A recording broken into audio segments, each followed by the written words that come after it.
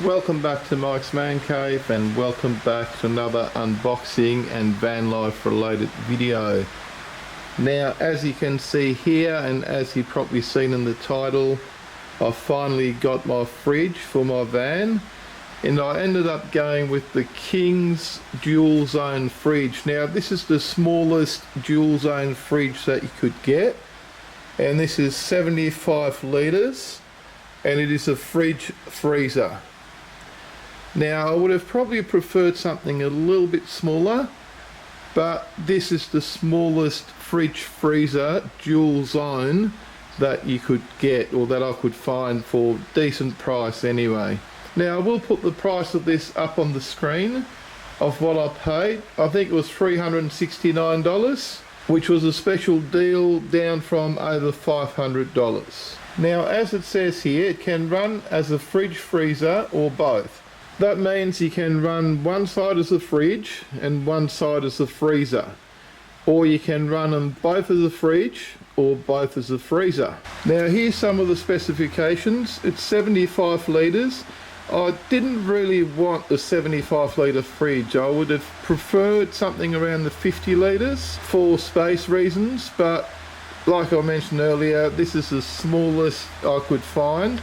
And it's got a 43 litre compartment and a 32 litre compartment. It's got a temperature range from -18 to +10 degrees Celsius. It's got a 7 amp at 12 volt power consumption. On, off and up and down buttons. We'll have a look at that when we get it out of the box, and there's the size. Now if you can hear some noise in the background, it is absolutely throwing it down raining. Let's go and have a look at that, just so you know what the background noise is, and there's nothing I can do about it.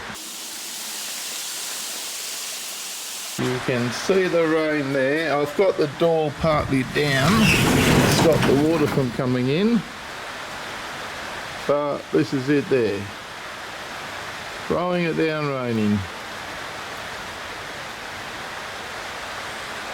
It's been doing this for about 24 hours now. So it's really set in, and lucky I didn't mow the lawns the day before it started raining, and it's already grown about an inch in the last 24 hours, which is very annoying in a way, because the second it stops raining I'll be back on the lawnmower. Okay, here we are. We've got the cover off. It is a little bit bigger than what I wanted. I would have preferred a smaller fridge, I think, but we'll see how we go. We'll just have to incorporate it into our van. Let's have a look inside here. So this is how you open it. Inside this compartment, which is a smaller compartment, you've got a basket, and here we've got the user manual for the fridge and the warranty card, and here we've got the car charger adapter with your cigarette lighter plug or accessory port plug that then plugs into your fridge, so you can run your fridge straight off your car or your four-wheel drive or your van or your camper or whatever car or vehicle you're using your fridge in. Now it also comes with a power adapter, which I think is a really good thing, that plugs into your fridge again. Using this adapter and plug, you can run your fridge off any 240 volt power point in a campground, in your shed, or wherever you like, or even run it off an inverter in your car or four-wheel drive. So this is a smaller compartment, and let's have a look in here. We've got the bigger compartment, which's got a bigger basket in it, right there, which is another great idea because you can lift the basket out for cleaning the fridge or whatever you like. Now I do quite like the look of the fridge, and if the lighting is not great in here, it's because it's not great. As I showed you before, it's raining outside. I'm just running off those lights up there, and this is what we've got. So we've just got to deal with it. So if the picture quality isn't the best, it isn't the best. It is what it is. So this is how you open it, and this is what your compartment inside looks like with that basket, and this is your other side, what your compartment inside looks like.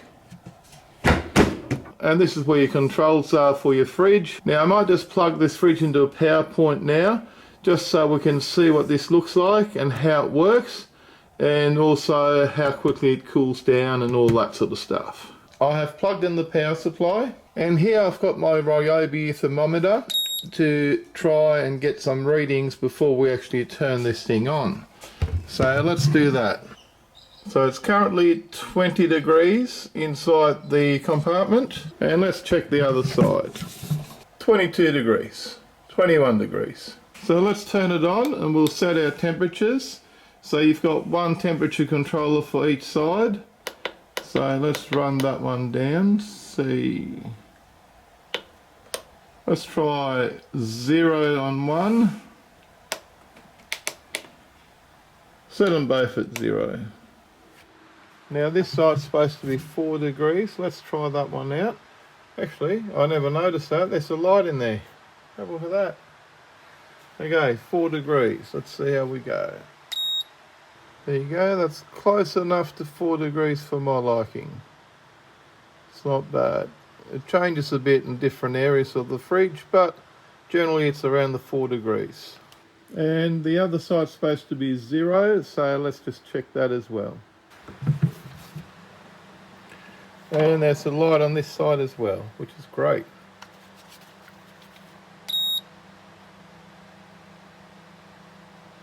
And -5. There you go, 0. -4. -0. Depending where you are. So there you go, down the bottom there it's 0 degrees. Or very close to 0. So those temperature readings so far are pretty good. I'm pretty happy with that. And just to finish off the video, here's the fridge in the van.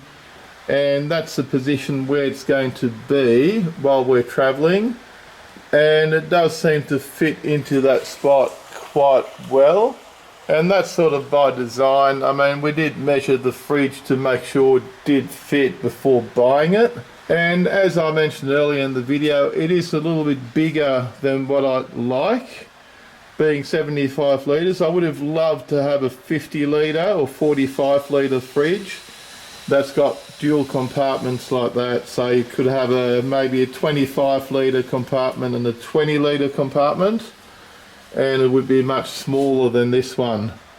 But then again, I guess this will allow me to store more stuff, more drinks, more frozen goods than what a smaller fridge would. And I will probably be building a cabinet underneath there that is level with this frame that's here, and that will go all the way across that the fridge will sit on, so that will give me storage underneath the fridge, because that space above the fridge is sort of wasted. There's nothing I can do with that unless I want to put something on that wall, which I don't want to be doing. So I can put a cabinet underneath, lift the fridge up, and I gain extra storage underneath the fridge, which is the plan at this stage. I've just got to make a design and start building it and see how we go. For now, that's the end of our fridge video. If you enjoyed this video and found it interesting, do me a favour and give me a big thumbs up, and don't forget to smash the subscribe button, not the brand new fridge, for more videos from Mike's Man Cave. Thanks for watching, and bye for now.